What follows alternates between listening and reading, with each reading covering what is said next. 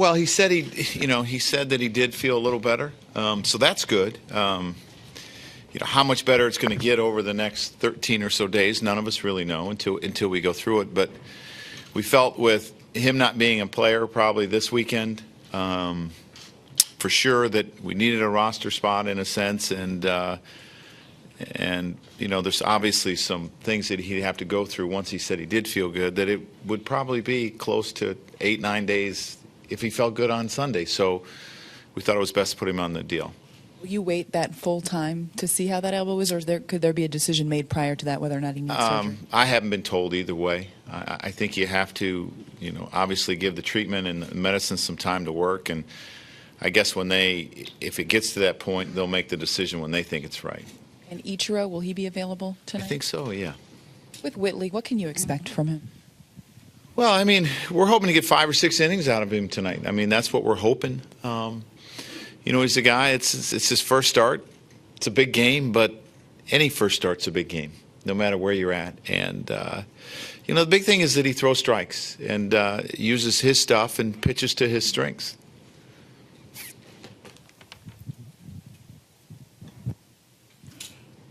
What kind of blow is it to lose Carlos from the middle of your lineup? Well, you hate losing middle of the lineup guys. You just hate doing it, especially when they're switch hitters too. It just changes your lineup, but we're going to have to find a way. And it'll give playing time to other guys, some more playing time to other guys that, you asked to step up. Each has done a real good job for us, and he's, going to get thrust into probably more action now. This Jeter, obviously, farewell tour. How much does this mean today, considering that the impact he's had here, winning a World Series here for the Yankees in 2000? He was the MVP of that World Series. This is his last game in Queens, probably. What do you think about this one in particular? Well, he's played a lot of important series in different places. He's never going to let on what it means to him, so it's kind of hard for me to predict. But I'm sure it's something that he's saying that he'll miss these games. These are games that there's a lot of energy. It's a big rivalry, and every year it means a lot to the city. So I'm sure it's a part of the game that he's going to really miss, the Subway Series. What about for you, watching it happen? Well, every time he goes into the ballpark, I think about, this could be his last time ever at this ballpark, and it just seems kind of strange. But it's the reality of it. We've been through it some other places already, and you never want to see a guy retire, but there's a time for everyone. And he has announced it'll be at the end of the year. Who else?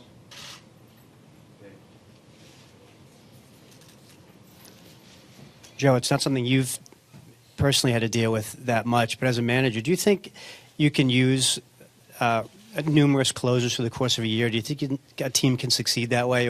They've done it in short term for just a playoff stretch, but do you think over the course of a long season you can get away with using different guys in that spot, not feeling you have the guy as a closer? Well, I think it really depends on the quality of the arms that you have in the bullpen.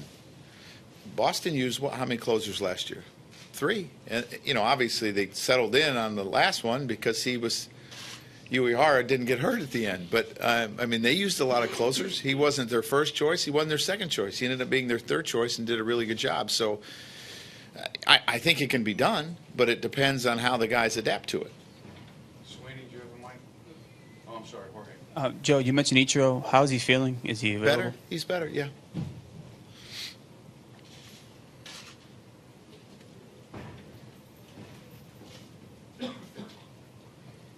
Joe, on the stolen base yesterday with the shift, what happened and what should happen?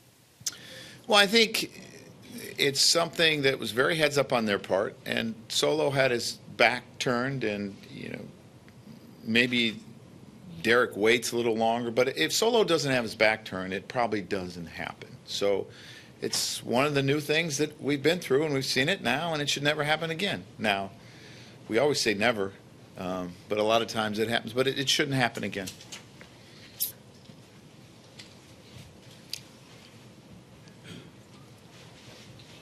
Joe, going back to spring training, what was your scouting report on Solarte, and was there any indication that he could have done what he's done for you in the last 6-7 weeks? Well, our scouting report is our club went and got him because they thought he could have an impact as an extra player for us. Being a switch hitter, playing second and third base, he was going to get every opportunity to be a utility guy for us. They liked what they saw. I'm not so sure that anyone would have predicted the impact that he's had in the first 6 weeks. But if you watched him day in and day out in spring training, we're seeing a lot of the same of what we saw in spring training. And you're always careful to judge players in spring training and what's going to happen. But he came in extremely prepared for spring training. He had played winter ball and got off to a great start, and he's just kept it going.